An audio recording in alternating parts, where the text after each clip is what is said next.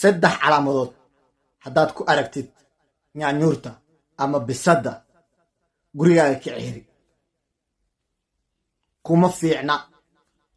balaayo ayay wadaa daawade waa saddex calaamadood hadday nyaanyuurta guriga ku joogto ay leedahay saddexdaas calaamadood iska ceyri haddilin waa nafley balse gurigaaga uma fiicna daawade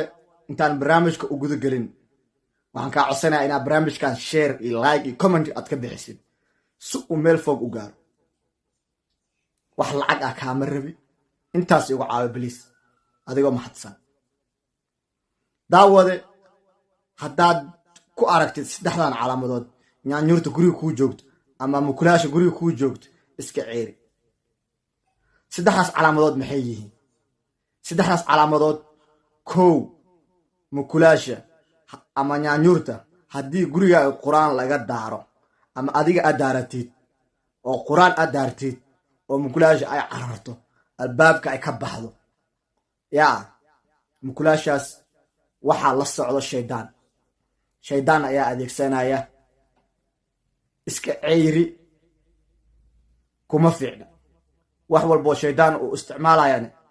kuma wanaagsana way ku effect ay kuu samaynayaan way ku dhibaateynayaan qofkii muxuaasi quraan ka cararay yaa gurigaaga muxuu ka joogaya adigoo muslim ah iska ceyri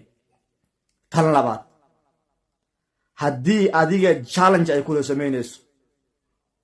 oo markaad meel fadhiisatid oo aysan nimiqsanaynin indhaha ay kaa daynaynin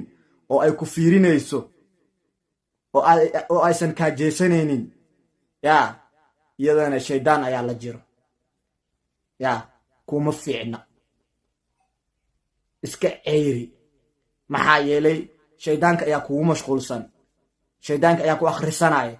wax walba oo guriga aad la socotid iyada ayuu adeegsanayaan indha ayay u tahay iska ceyri tan saddexaad haddii nyaanyuurta guriga markay joogto badanaa nyaanyuurta waxaa loogu talagalay shanqar yar hadday maqasho inay dhegta daagto hadday nyaanyuurta shanqar ay xoog leh ay maqasho oo aysan dheg jalaq u siinin shanqartaas oo aysan dhegteeda taagin nyaanyuurtaas guriga way kula joogtaa maogi shaydaan ayaa la jiro shanqartaas maba ugu talagalin isaga adiga ayuu ku rabaa muxaa asiga inuu ku fasahaadiyo nyaanyuurtaasna ayuu isticmaalayaa gurigaaga ka ceyri kuma fiicna waad fahansan tahay wax walbo oo saddexdaas calaamadood leh adiga kuma fiicna nafsadaada ayay halis ku tahay tan muxaa asiga ugu dambeyn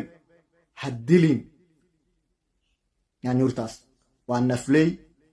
aakhire ayaa lagu soo istaajinaya naf maxaa yeelay naf ayaa goosay haddilin haddaad calaamadaas ku aragtid